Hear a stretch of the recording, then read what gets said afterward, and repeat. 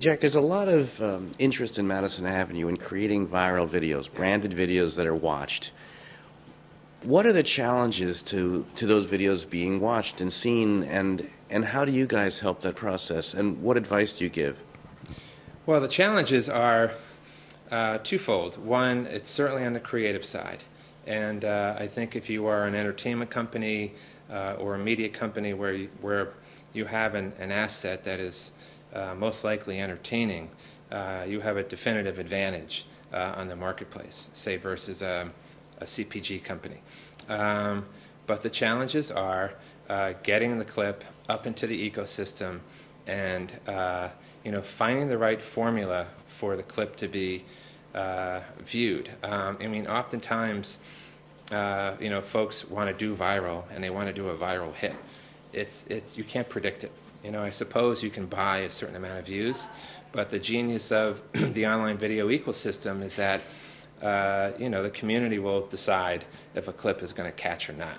So the challenges really are twofold. One, making sure you have an asset on the creative side that's worthy, and two, finding a partner, perhaps like a Metacafe, who can help you navigate the clip into the space. And again, you can't predict or guarantee the end result, but we can certainly help it along. And how do you help the videos get surfaced or viewed? We can put them into our viral engine. Oftentimes when you come on Metacafe and you look for a clip, and certainly you've got a series of thumbnails alongside that dedicated clip. We can place clips alongside like-minded videos, and it's really a placement issue. And then it's also, again, helping the marketer understand, where to put it. So, for example, if it's a sports clip, we have a sports hub, and we certainly would start there. But again, oftentimes, a clip like Kobe Bryant jumping over a car transcends sports. So, it's a dialogue, and again, there's certainly some science to it, but there's also a little bit of art in terms of helping the community discover it. Tell us about the Sara Lee videos you guys are doing.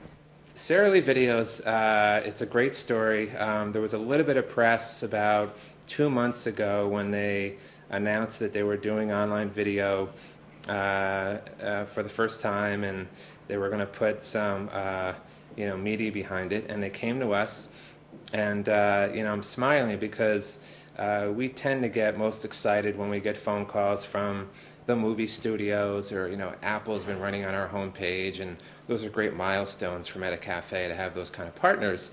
And Sara Lee said we have created 3 dedicated video assets around our deli meat division.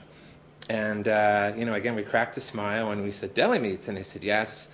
And what we have are 3 clips. I believe they were called Mama Saga, and they were basically the sagas of moms across the U.S. And one was a woman sitting in the office late at night, a working mom. One was a woman sitting on her couch talking about her day. The kids had just gone to sleep. She was exhausted, and she was talking about the many things she did. And the other one, I think, was in her kitchen making lunch for her kids. Very unassuming. We do not profess to be the experts in terms of what we'll catch. For whatever reason, these caught, and I think we just broke through the 1 million view mark in a matter of weeks. So again, back to our earlier dialogue, as much as we like to profess that we understand this business, and we do, it's really fun when a marketer or a partner comes across with some new assets that might not be so predictable, and then they hit. So for these marketers like Sara Lee or Apple or others, so do they pay you, or how does it work? What's the business arrangement with the marketers?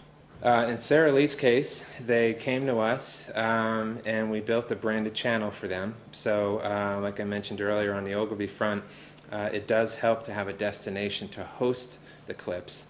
So if you went to metacafe.com/Sara Lee, you would come to a very lightly designed channel, really just hosting the clips themselves, nothing complicated.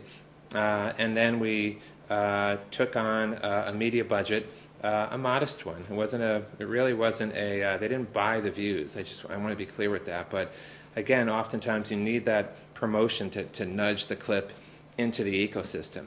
And I think the media buy ended 2 weeks ago, and the clips are still being viewed. So one last question: where is this whole kind of branded content, this sort of viral video for Madison Avenue, going to go next year? I mean, I know you don't exactly have a crystal ball, but you see some trends. I do. I think it's only growing. I think it's only going to get bigger. I do think the market was a little preoccupied over the last year, given the economy, given the evolution of, say, a Hulu, where a pre-roll centric programmed atmosphere took up a lot of attention. And for us, the genius of the video space is, again, the combination of good content, but also the community. The community drives everything. So I feel like marketers are getting a little bit more nimble with the economy coming back a little bit. They're getting a little bit more confident, and they're discovering that there's a lot of media consumption going on out there in the space that they can take advantage of.